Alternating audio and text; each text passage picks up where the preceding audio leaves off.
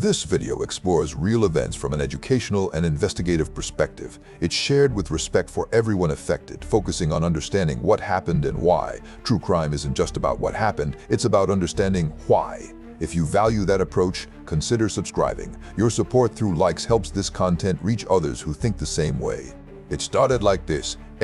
At around 6:45 in the morning, the campus was just beginning to wake up. Students moved through familiar routines, coffee in hand, backpacks over their shoulders, heading toward another ordinary day. Nothing about that morning suggested it would become one of the most studied events in modern campus safety history. But what happened in the next few hours would raise a question that still hasn't been fully answered. Not just what happened, but whether it could have been prevented. Virginia Tech, located in Blacksburg, Virginia, was known for its strong sense of community. Students often described it as close-knit, almost self-contained, the kind of place where routines mattered, where people recognized familiar faces, where most days followed a predictable rhythm. Monday mornings especially had their own pace. Early classes, quiet dorm hallways slowly filling with movement, the low hum of conversation starting up again after the weekend. And on that particular morning in April of 2007, everything appeared normal. Students in West Ambler Johnston Hall, one of the campus dormitories, were beginning their day. Some were still asleep, others were already awake, getting ready for classes. Nothing out of the ordinary, nothing alarming. But just after the day began to unfold, something changed. Around 7:15 in the morning, a situation developed inside the dormitory. At first, it wasn't immediately understood. There was confusion, uncertainty, a sense that something had happened, but no clear picture of what, and that uncertainty would become one of the most important elements in understanding everything that followed. From a psychological standpoint, moments like this are critical. When information is incomplete, people rely on assumptions. They try to fit new events into familiar patterns. And in environments that feel safe, like a university campus, the default assumption is often that things are under control. That assumption would shape the next few hours. Initial reports suggested that an incident had occurred involving two individuals inside the dormitory. Campus police began responding. But at this stage, there was no broad alert issued across the university, and this is where things take a turn.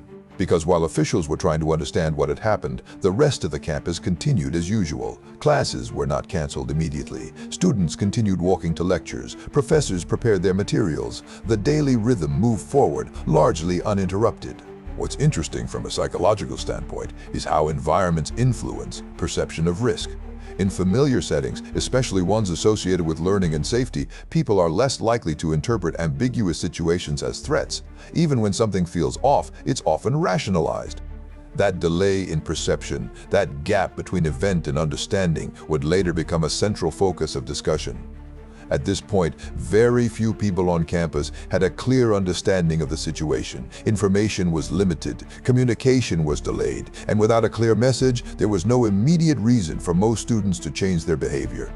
But behind the scenes, concern was growing. Campus officials were trying to piece together what had happened in the dormitory. Was it isolated? Was it personal? Was there any broader risk? These questions mattered because the answers would determine the next steps, and timing, as it turned out, was everything. From a systems perspective, this moment highlights a common challenge in crisis response. Early decisions are made with incomplete information, and those decisions often carry significant consequences, even if they seem reasonable at the time. Should you alert an entire campus based on limited details, or wait for confirmation to avoid unnecessary panic? There's no easy answer. But in this case, the delay would later be examined in detail. Meanwhile, students continued their morning routines. Some sat in classrooms, others walked between buildings. Conversations carried on, laughter even. The kind of ordinary moments that define daily life.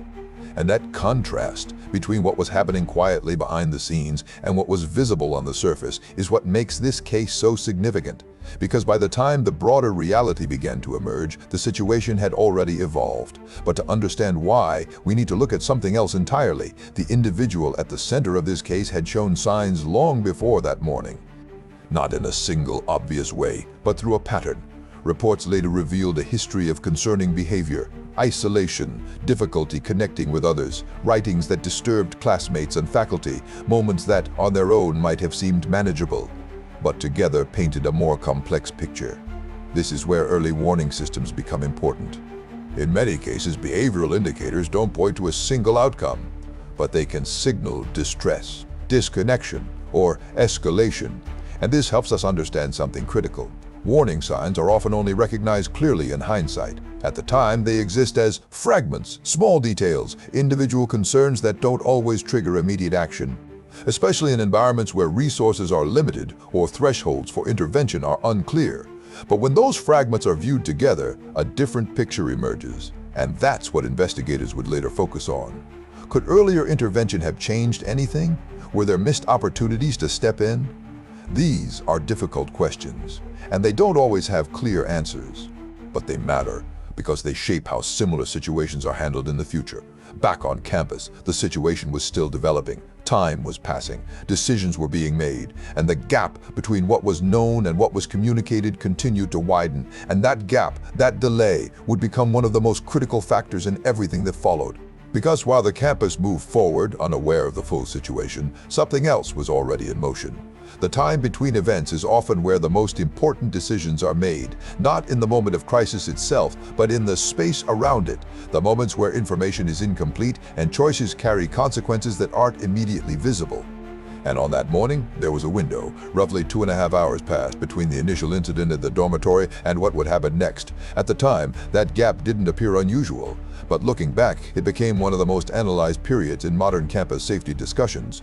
Because during that time, the campus remained active, students continued attending classes, professors began their lectures, buildings filled as the morning progressed. The sense of normalcy, already established, continued to shape behavior, and yet, behind the scenes, uncertainty remained. Campus officials were still trying to understand the nature of the earlier incident. Early assumptions suggested it might have been isolated, possibly personal.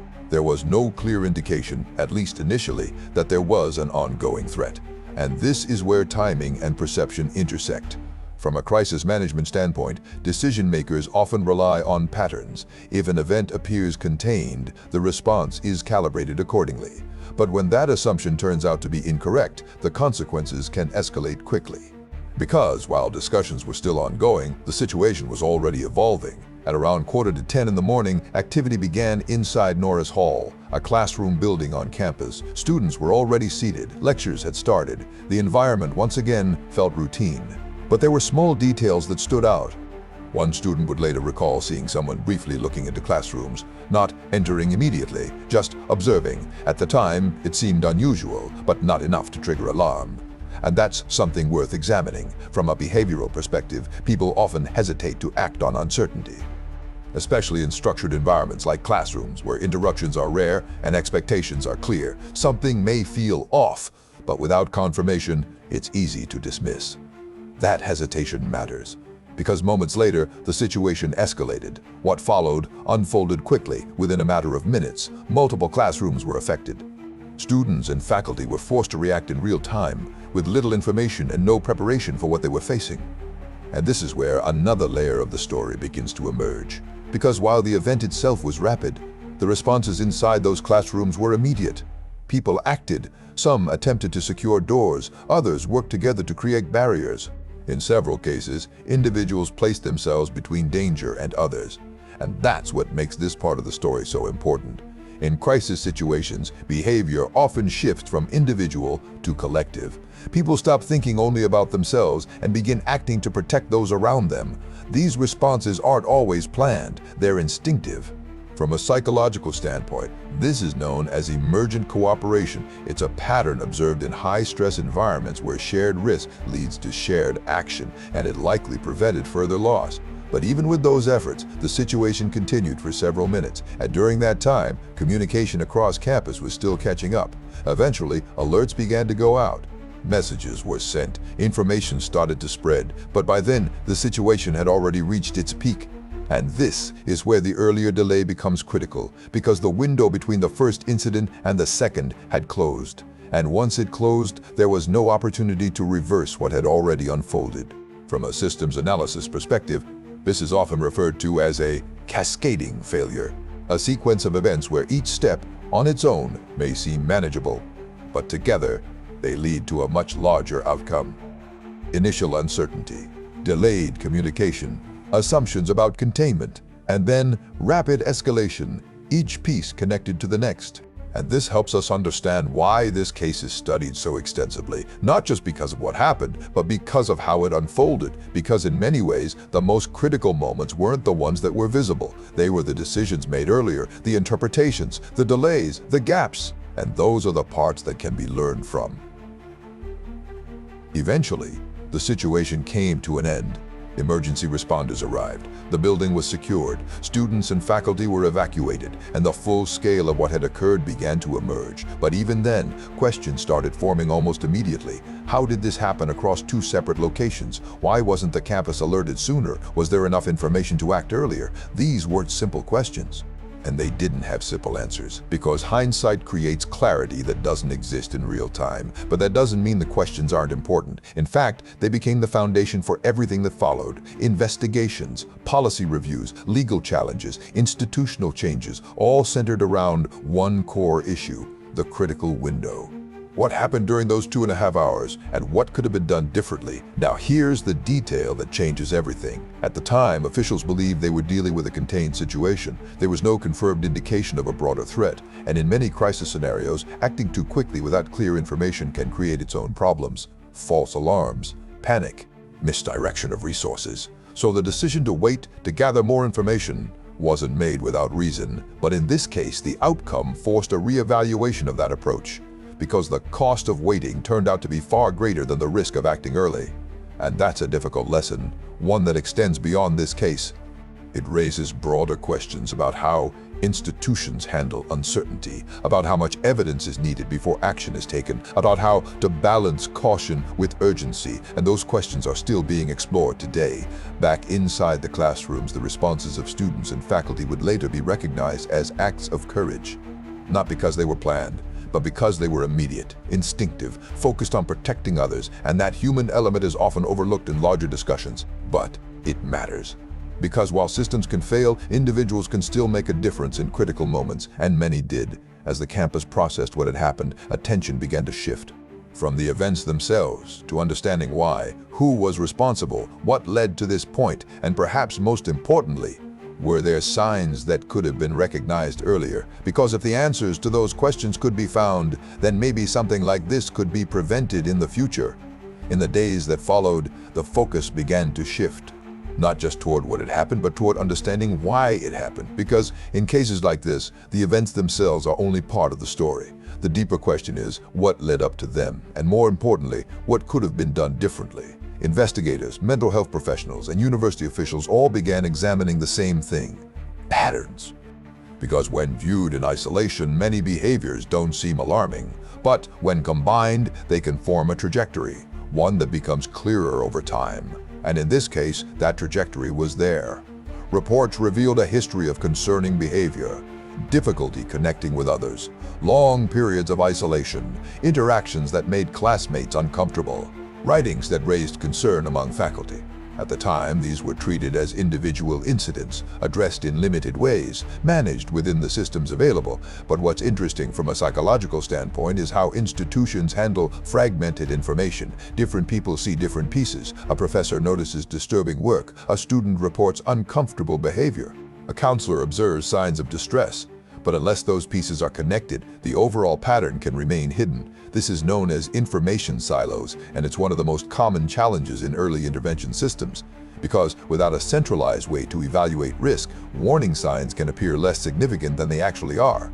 In hindsight, the pattern becomes obvious, but at the time, it often doesn't. And that's what makes prevention so difficult, because it requires acting before certainty exists. Now, here's the detail that changes everything. Years before the events on campus, there had already been indicators that intervention might be needed: encounters with authorities, recommendations for treatment, concerns raised by those around him. But the follow-through, the continuity of care, wasn't consistent. And this highlights another critical issue: gaps in mental health systems. From a broader perspective, cases like this often reveal structural limitations: access to care, communication between institutions, thresholds for intervention, legal boundaries around privacy. All of these factors influence what actions can be taken and when. And in this case, those factors created space. space where warning signs existed but didn't lead to sustained intervention. This doesn't mean the outcome was inevitable, but it does mean there were missed opportunities to understand the full picture. And that's where much of the focus remained in the years that followed, because understanding those gaps is key to preventing similar situations. At the same time, attention also turned toward the institutional response on the day itself. The delay in campus-wide communication became one of the most debated aspects of the case. Why wasn't an alert issued sooner? Could earlier notification have changed outcomes? What level of certainty is required before warning thousands of people? These questions led to legal challenges and policy reviews. Families sought answers, institutions reviewed protocols, and eventually, courts weighed in on the responsibilities of public entities. The conclusion, at least from a legal standpoint, was complex. Authorities were not found to have a defined duty to warn in the way many expected, but that didn't end the conversation, because legal responsibility and practical responsibility aren't always the same, and that's what makes this case so significant. It pushed institutions across the country to rethink how they respond to uncertainty, how quickly information should be shared, how to balance accuracy with urgency, how to prepare for scenarios that don't follow predictable patterns. And one of the most visible outcomes was the expansion of emergency alert systems. Today, many campuses use immediate notification systems, text messages, emails, loudspeaker alerts, designed to reach large populations within seconds. That wasn't standard practice at the time. But this case helped change that. It also led to the development of threat assessment teams, groups designed to evaluate behavioral concerns before they escalate, to connect information across departments, to identify patterns early. And that brings us back to something we mentioned earlier, warning signs. Because one of the most important lessons from this case is that warning signs rarely appear as a single, clear signal. They appear as fragments, isolation, escalating behavior, expressions of distress, changes in routine. Individually, they may not trigger action, but together they tell a story. And recognizing that story early is one of the most effective ways to prevent escalation. Of course, that requires systems that allow those connections to be made, communication, collaboration, clear protocols. Without those, even obvious patterns can go unnoticed, and that's why this case continues to be studied, not because it provides simple answers, but because it highlights difficult questions about responsibility, about prevention, about how institutions and individuals respond to uncertainty. At the same time, it's important to remember something else. Behind every discussion, every policy change, every analysis, there were people, students, faculty, families, lives that were deeply affected, futures that were changed in ways that can't be measured. And that perspective matters, because it reminds us that these conversations aren't abstract. They're about real outcomes, and that's what makes the lessons here so important. From a broader standpoint, this case teaches us several things. That early warning signs matter, even when they seem unclear. That communication systems must prioritize speed as well as accuracy. That fragmented information can hide larger risks. And that prevention often depends on connecting small details before they become something more serious. But perhaps most importantly, it shows how quickly situations can evolve when uncertainty is combined with delay, and why systems need to be designed with that in mind. Because while no system can prevent every outcome, stronger systems can reduce the chances. And that's what makes this case so significant, not just because of what happened, but because of what it continues to teach.